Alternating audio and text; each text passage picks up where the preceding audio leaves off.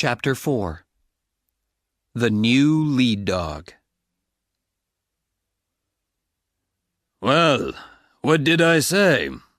Buck's a real fighter, all right, said Francois the next morning, when he discovered that Spitz had disappeared, and that Buck was covered in blood. "Spitz fought like a wolf," said Perrault, as he looked at the bites all over Buck. "And Buck fought like 10 wolves," answered Francois. "And we'll travel faster now. No more Spitz, no more trouble." Francois started to harness the dogs. He needed a new lead dog, and decided that Sol-leks was the best dog that he had. But Buck jumped at Sol-leks and took his place.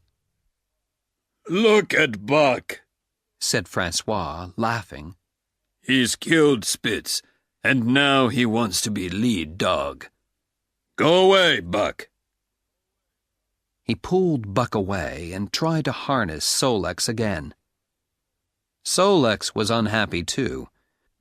He was frightened of Buck, and when Francois turned his back, Buck took Sol-leks' place again. Now Francois was angry. "I'll show you," he cried, and went to get a heavy club from the sledge. Buck remembered the man in the red coat and moved away. This time, when Sol-leks was harnessed as lead dog, Buck did not try to move in. He kept a few meters away and circled around Francois carefully. But when Francois called him to his old place in front of Dave, Buck refused. He had won his fight with Spitz, and he wanted to be lead dog. For an hour, the two men tried to harness him. Buck did not run away, but he did not let them catch him. Finally, Francois sat down, and Perrault looked at his watch. It was getting late. The two men looked at one another and smiled. Francois walked up to Sol-leks, took off his harness, led him back, and harnessed him in his old place. Then he called Buck. All the other dogs were harnessed, and the only empty place was now the one at the front. But Buck did not move. "Put down the club," said Perrault. Francois dropped the club, and immediately Buck came up to the front of the team. Francois harnessed him, and in a minute the sledge was moving. Buck was an excellent leader. He moved and thought quickly and led the other dogs well. A new leader made no difference to Dave and Sol-leks. They continued to pull hard. But the other dogs had had an easy life when Spitz was leading. They were surprised when Buck made them work hard and punished them for their mistakes. Pike, the second dog, was usually lazy. But by the end of the first day, he was pulling harder than he had ever pulled in his life. The first night in camp, Buck fought Joe, another difficult dog. And after that, there were no more problems with him. The team started to pull together and to move faster and faster. "I've never seen a dog like Buck," cried Francois. "Never. He is worth $1,000. What do you think, Perrault?" Perrault agreed. They were moving quickly and covering more ground every day. The snow was good and hard, and no new snow fell. The temperature dropped to 45 degrees below zero and didn't change. This time, there was more ice on the 30-mile river, and they crossed in a day. Some days they ran 100 kilometers, or even more. They reached Skagway in 14 days, the fastest time ever. For 3 days the dogs rested in Skagway. Then Francois put his arms around Buck's neck and said goodbye to him. And that was the last of Francois and Perrault. Like other men, they passed out of Buck's life forever. 2 new men took Buck and his team back north on the long journey to Dawson, traveling with several other dog teams. It was heavy work. The sledge was loaded with letters for the gold miners of Dawson. Buck did not like it, but he worked hard and made the other dogs work hard too. Each day was the same. They started early, before it was light, and at night they stopped and camped, and the dogs ate. For the dogs, this was the best part of the day. First eating, then resting by the fire.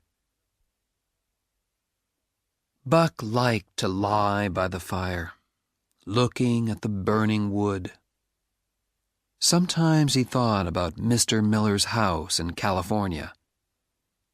More often, he remembered the man in the red coat and his club, the death of Curly, the fight with Spitz, and the good things that he had eaten.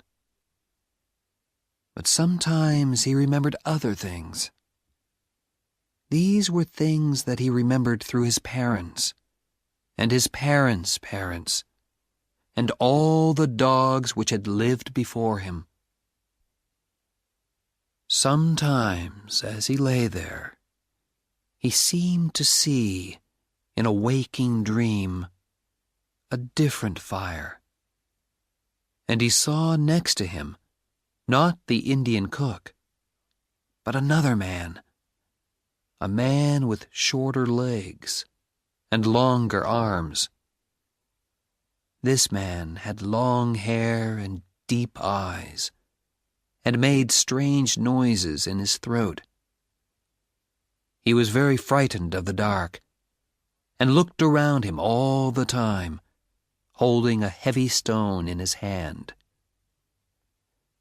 He wore the skin of an animal on his back, and Buck could see thick hair all over his body. Buck sat by the fire with this hairy man, and in the circling darkness beyond the fire, he could see many eyes, the eyes of hungry animals waiting to attack. And he growled softly in his dream until the Indian cook shouted, "Hey, Buck, wake up!" Then the strange world disappeared, and Buck's eyes saw the real fire again. When they reached Dawson, the dogs were tired and needed a week's rest. But in 2 days they were moving south again, with another heavy load of letters. Both dogs and men were unhappy. It snowed every day as well, and on soft new snow, it was harder work pulling the sledges. The men took good care of their dogs. In the evenings, the dogs ate first, the men second, and they always checked the dogs' feet before they slept. But every day the dogs became weaker. Buck had pulled sledges for 3,000 kilometers that winter, and he was as tired as the others. But Dave was not only tired, he was ill. Every evening he lay down the minute after the sledge stopped, and did not stand up until morning. The men looked at him, but they could find no broken bones. Something was wrong inside. One day, he started to fall down while in his harness. The sledge stopped, and the driver took him out of his harness. He wanted to give him a rest and let him run free behind the sledge. But Dave did not want to stop working. He hated to see another dog doing his work. So he ran along beside the sledge, trying to push Solex out of his place. When the sledge made its next stop, Dave bit through Solex's harness and pushed him away. Then he stood there, in his old place in front of the sledge, waiting for his harness and the order to start pulling. The driver decided it was kinder to let him work. Dave pulled all day, but the next morning he was too weak to move. The driver harnessed up without Dave and drove a few 100 meters. Then he stopped, took his gun, and walked back. The dogs heard a shot, and then the man came quickly back. The sledge started to move again. But Buck knew, and every dog knew, what had happened.